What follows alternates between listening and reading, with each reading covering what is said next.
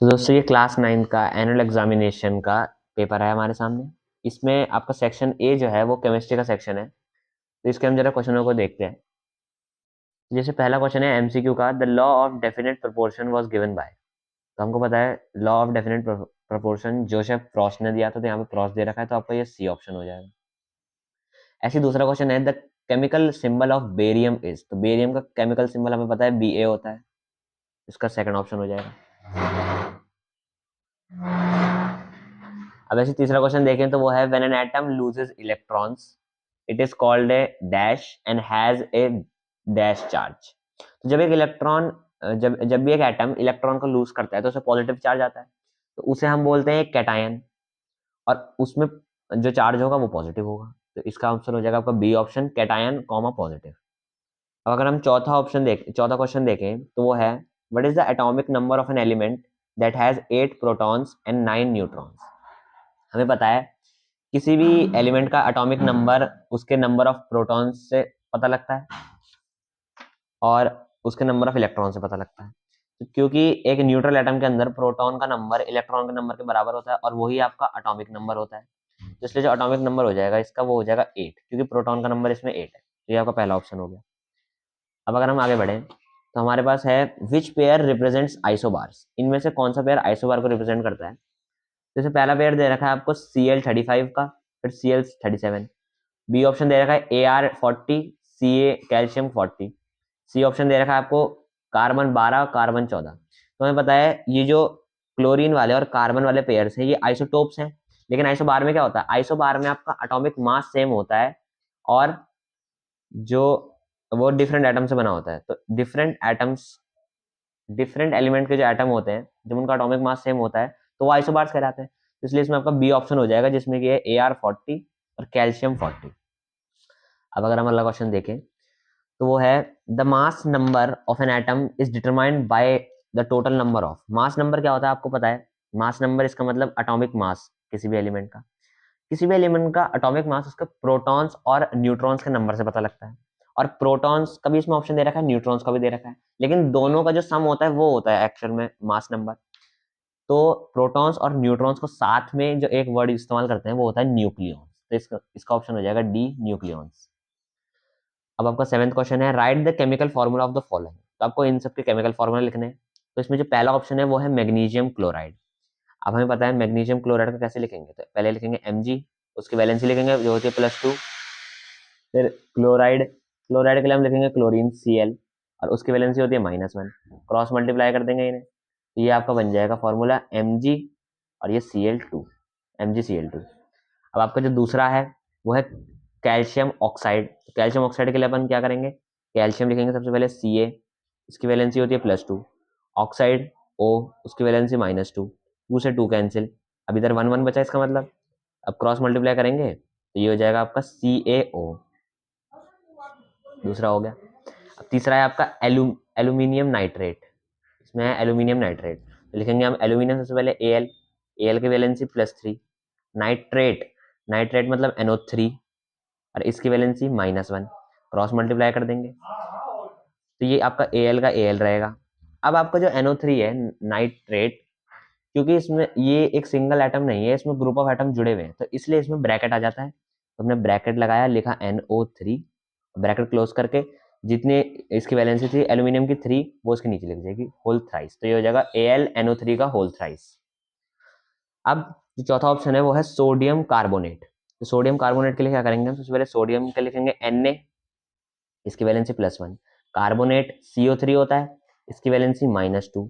Cross multiply कर देंगे तो ये आपका हो जाएगा Na2CO3, Na2CO3 हो गया।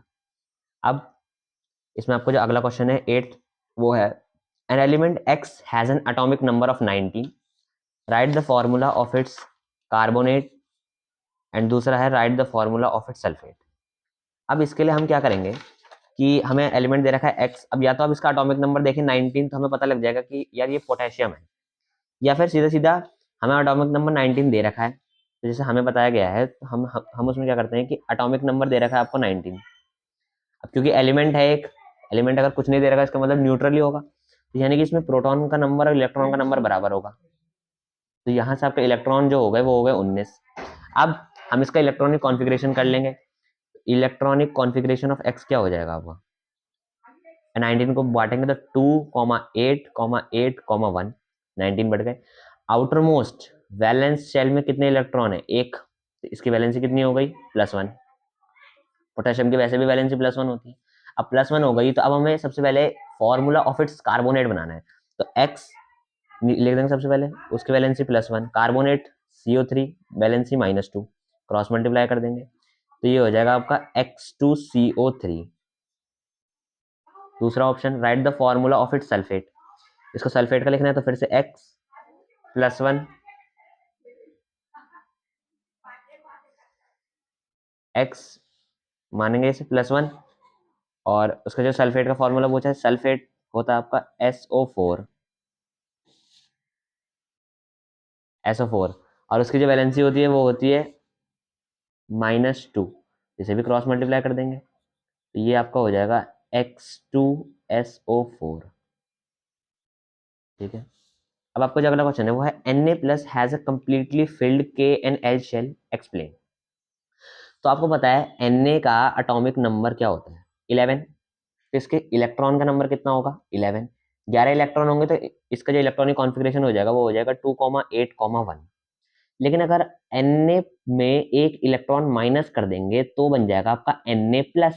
तो Na+ में तो 11 प्रोटॉन्स होंगे लेकिन 10 इलेक्ट्रॉन होंगे, और जब इसका इलेक्ट्रॉनिक कॉन्फ़िगरेशन करेंगे तो वो बन जाएगा 2,8। के शेल में 2, एल शेल में 8। इसमें आप देख सकते हैं कि टोटल 10 इलेक्ट्रॉन है जो कि के और एल शेल में बराबर बढ़ गए, इसलिए Na+ को के और एल शेल को कंप्लीटली फिल कर देते हैं। अब नेक्स्ट क्वेश्चन है, if chlorine atom is available in the form of 2 isotopes, Cl35 75% है और Cl37 25% है, तो हमें उसका एवरेज एटॉमिक मास कैलकुलेट करना है क्लोरीन का। तो हमें पता है एवरेज एटॉमिक मास कैसे निकालते हैं, एवरेज एटॉमिक मास होता है उसका परसेंटेज अबंडेंस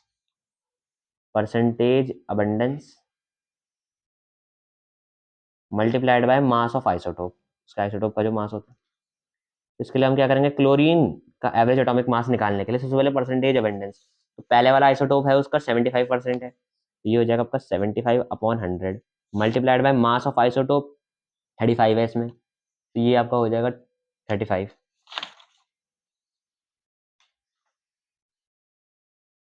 इंटू हमने कर दिया इसे 35। इसमें हम प्लस करेंगे कितना, दूसरे वाले का कितना है परसेंटेज आपका 25, और इसका 37 मास है, तो ये हो जाएगा आपका 25/100 इंटू 37। इस पूरे को जब आप सॉल्व करेंगे तो आपके पास जो आंसर आता है वो आता है 35.5 U। ये आपका क्लोरीन का एवरेज एटॉमिक मास हो गया। अब अगला है, explain the Bohr's model of an atom with the help of A well labelled diagram. तो इसमें आपको पोस्टुलेट्स लिखने हैं, पहले तो बोहर मॉडल के, और फिर एक डायग्राम से उसे एक्सप्लेन करना है। तो बोहर मॉडल के पोस्टुलेट क्या क्या होते हैं, एक तो होता है कि आपका जो न्यूक्लियस है वो सेंटर में प्रेजेंट होता है जिसके अंदर की प्रोटॉन्स और न्यूट्रॉन्स होते हैं। एक होता है आपका इलेक्ट्रॉन न्यूक्लियस के चारों ओर चक्कर सर्कुलर ऑर्बिट्स में लगाते हैं जिनको कि हम एनर्जी शेल्स या फिर एनर्जी लेवल्स बोलते हैं। फिर होता है कि न्यूक्लियस के सबसे पास वाला शेल जो के शेल है उसमें मिनिमम एनर्जी होती है और सबसे दूर वाले शेल में मैक्सिमम एनर्जी होती है। ऐसे करके आप जितनी पॉस्टुलेट्स है वो लिख देंगे, और फिर इसका जो डायग्राम होता है वो कुछ इस प्रकार बनता है कि हम बीच में एक न्यूक्लियस मानते हैं, इसमें प्लस लग देते हैं, उसके बाद फिर के शेल बनाते हैं, उसमें 2 इलेक्ट्रॉन भरते हैं, फिर एक एल शेल बनाते हैं, उसमें 8 इलेक्ट्रॉन्स आते हैं, सॉरी, फिर एक एम शेल बनाते हैं, उसमें आपके 18 इलेक्ट्रॉन्स आते हैं, और फिर लास्ट में एक एन शेल बनाते हैं और उसमें 32 इलेक्ट्रॉन्स आते हैं। एक पॉस्टुलेट ये भी होता है इसमें कि किसी भी शेल के अंदर एक मैक्सिमम नंबर ऑफ इलेक्ट्रॉन से आ सकते हैं जिसका फॉर्मूला होता है 2n², जो कि बोहर और बरी ने दिया था, उसको भी आप निकाल के दिखा देंगे तो अपने यहाँ पे पॉस्टुलेट्स हो गए। अब लास्ट क्वेश्चन जो है यहाँ पर वो है, the average atomic mass of a sample of element x is 16.2 U। इसमें हमें पहले ही एवरेज एटॉमिक मास दे दिया है और बोला है what are the percentage of isotopes of X16 and X18 in the sample. तो मान लेते हैं इनके परसेंटेज, एक का x% है, दूसरे का कितना हो जाएगा 100 - x, क्योंकि हमें दो ही दे रखे हैं और टोटल 100% मानते हैं हम। तो हमने 16 वाले का क्या करा, हमने इसका x% मान लिया अबंडेंस। जो 18 वाला हो जाएगा उसका जो अबंडेंस हो जाएगा वो हो जाएगा 100 - x%, है ना। अब इसमें हमें एवरेज एटॉमिक मास का फॉर्मूला हमें पता ही है, percentage abundance into mass of isotope. तो इसमें हमें एवरेज एटॉमिक मास पहले से दे रखा है, तो वो जगह 16.2 equals to percentage abundance x upon 100 into mass of isotope 16, और प्लस इसमें करेंगे दूसरे वाले का 100 माइनस x अपॉन 100 इनटू 18। अब यहाँ से हमें x की वैल्यू निकालनी है, फिर 100 माइनस एक्स आ जाएगा। तो इसको सॉल्व करेंगे तो कैसे करेंगे इसे, इक्वल्स टू हो जाएगा 16x अपॉन 100 प्लस यहाँ पे हो जाएगा आपका 18 से मल्टीप्लाई करके 18 और माइनस 18x बाय 100। ये 100 से 100 कट जाएगा, 1 बचेगा, फिर 18 से मल्टीप्लाई हो जाएगा।